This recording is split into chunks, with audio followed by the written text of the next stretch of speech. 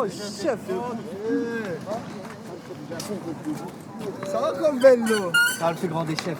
Tranquille, là, on est là. En Lyon. Ah, t'as quand même un peu bronzé aussi. Ouais, c'est bien. Si. Ça se passe ou quoi? Bah oui. Je m'inquiétais, mec. Le mec répond pas.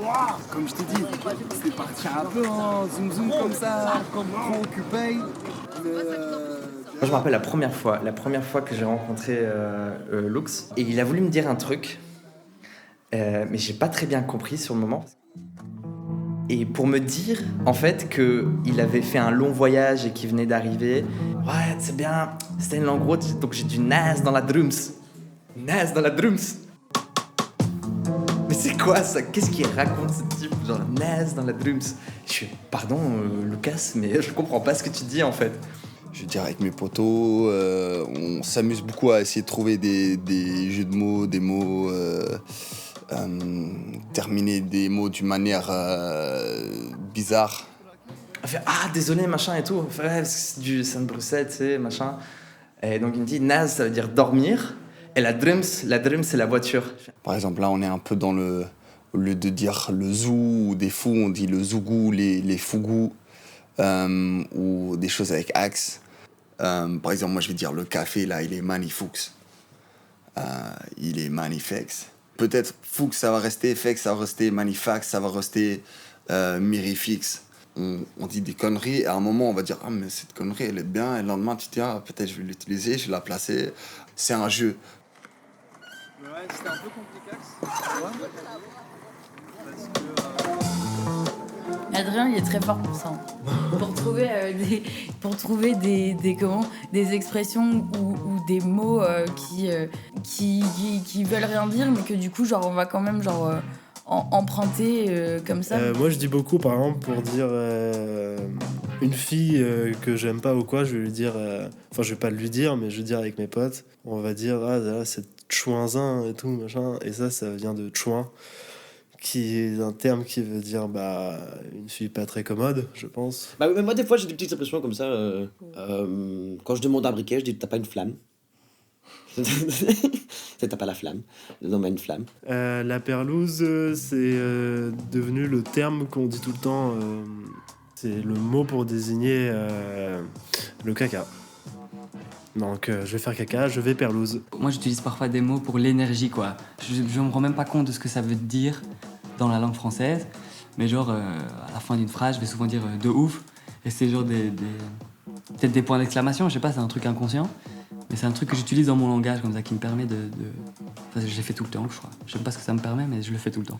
De ouf. Donc, dans les superlatifs, il y en a beaucoup. Donc, moi, souvent, j'utilise de ouf comme répondant. Je suis là, ah oui, si on me demande quelque chose, ah, de ouf. Ah, moi, je dis de choc aussi, ça choque. Tu vois, on pourrait dire là, on fait une interview de choc.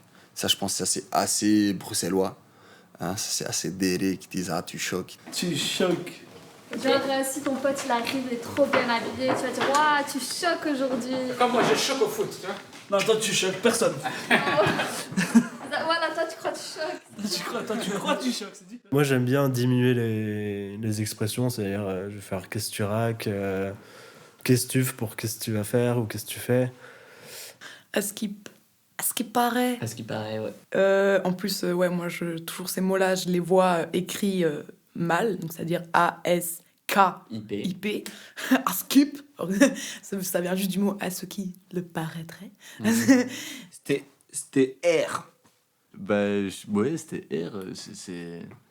Par exemple, on est arrivé là-bas, il m'a dit qu'elle est la teuf. En fait, il y avait R, mec. C'est du verlan. R, rien, R. Mais non, même pas, c'est du raccourci. Non, R, genre rien. Le verlan, ça doit être R.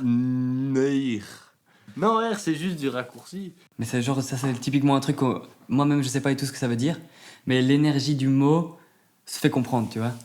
T'as compris quoi. En fait, tu l'apprends, surtout, tu l'apprends en voyant les autres, quoi. Comment ils réagissent en disant ce mot, parce que c'est des mots que tu comprends pas, quoi. Et du coup, après, tu t'essaies de te le mettre dans ton contexte et t'apprends à le placer, quoi, tu vois. Des fois, ça part un peu de tout et n'importe quoi. Des fois, ça part d'une émission.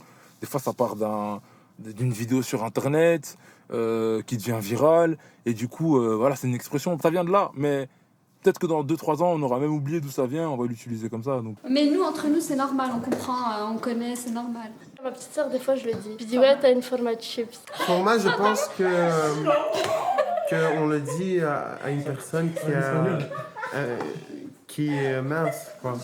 Une format de chips. Ça se dit genre à une personne qui est très mince. Ouais, voilà. Il y avait un son que j'ai écrit il y a longtemps où j'avais inventé un néologisme qui est assez clair, hein, c'était hypocritophobe. T'as autant de faces qu'il n'y a 2 pages dans un passeport. J'ai fait le tri dans mes amis. Je suis hypocritophobe pour une chatte ou du Le néologisme, il passe surtout bien quand il est bien amené. Ça veut dire que quand le contexte du mot que tu vas utiliser ou que tu vas inventer est bien planté, bah, les gens ils comprennent qu'est-ce que tu veux dire, même si c'est un mot qui n'existe pas. Ça, je trouve que c'est fort et que bah, ça fait évoluer la langue en fait. Si, mais c'est la MIF. Vous avez des bières? Bah oui. Moi, je viens d'acheter une bière. On peut aller tout de suite.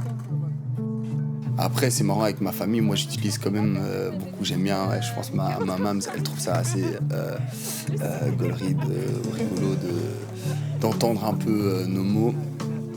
Après, c'est clair, si je vais à un job interview, on va pas forcément utiliser ces genres de mots parce que je pense qu'ils sont utilisés pour communiquer aussi une certaine énergie, un certain esprit, une certaine liberté aussi sans jugement.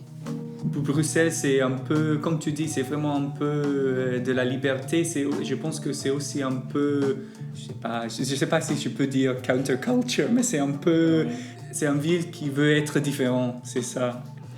C'est la liberté, je pense. Il y a un esprit libre, mais c'est une joie aussi. Ça va un peu plus loin parfois que des mots. Bah, dans le rap, nous on aime bien placer des petits shkers, des petits babang, des choses comme ça. Ça c'est moins dans le sérieux.